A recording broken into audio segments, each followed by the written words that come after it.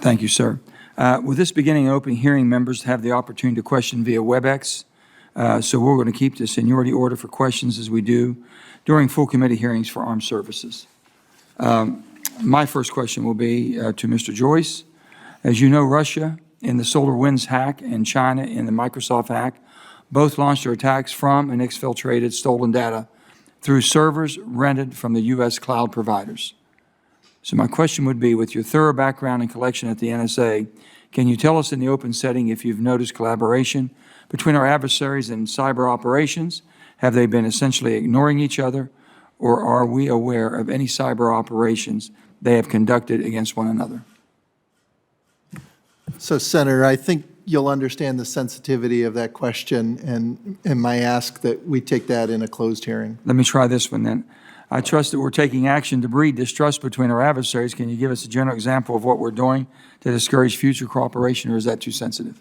So, Senator, I do think that I can talk to some of the activities. Sure. If you notice, one thing that NSA has worked hard to do is to understand the adversary's plans and intentions. And then we work with partners such as the Federal Bureau of Investigation, U.S. Cyber Command, Department of Homeland Security, and we, through those activities, have been issuing guidance that talks about the tradecraft of adversaries, the things they do, the techniques they're using, and the indicators that would help us find them in our networks. And so by doing that, we feel what we're doing is we're taking away the tools and capabilities of these adversaries, right? We're by exposing the implants and the malware, they then lose that capability and they have to go back and try to redevelop. Good. Rear Admiral Chase, this is for all the witnesses, but I have a last question for Mr. McKeon. But to Rear Admiral Chase, most of all of your prepared testimony includes statements about how this or that action would, quote, allow our network defenders to continue to outpace the adversary. Are we really outpacing the adversaries, or is this basically wishful thinking, or we're actually there where you think we need to be? Chairman Manchin, we can always do better. There is a sense of urgency that I think the world has seen from the supply chain attacks. So the idea that we could ever be resting on what we have is certainly a false one. We want to do better. The good news is we're taking this with urgency.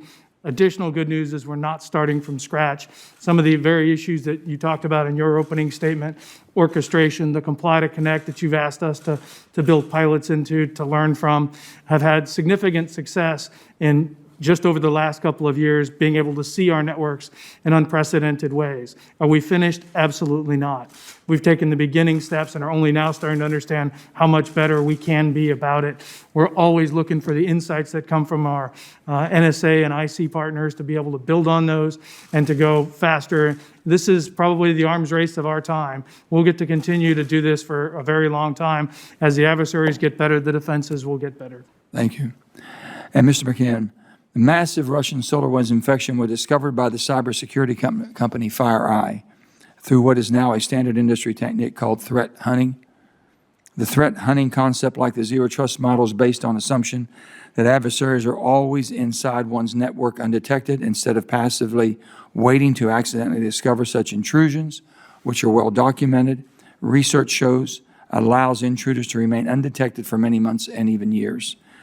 Threat hunting involves actively looking for subtle indications of compromise.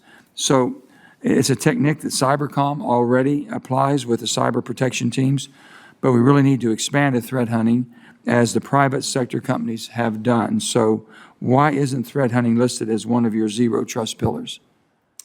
Chairman Manchin, you're absolutely correct that threat hunting is an important tool set and capability within our arsenal. What we're building here with Zero Trust is going to enable local cybersecurity service providers with a lot of the same capabilities that threat hunters have when they arrive on the scene. Threat hunters are a scarce resource. We don't have the ability to put them everywhere and have them be there all the time monitoring everything. The techniques that they employ when they go out on a network trying to clear it of any adversary that might be on there are very similar to what we're implementing here with Zero Trust. So we're kind of taking a paradigm that was built by the cyber protection teams, and we're moving it closer to the fight where the local cybersecurity providers and local operators can see that data.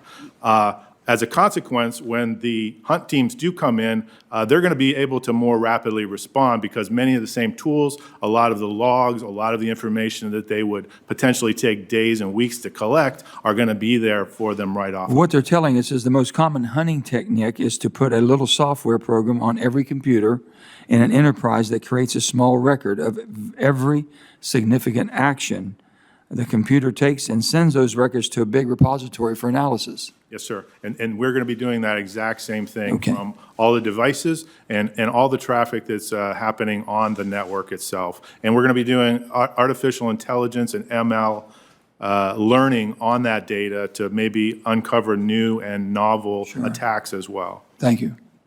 Senator Ernst.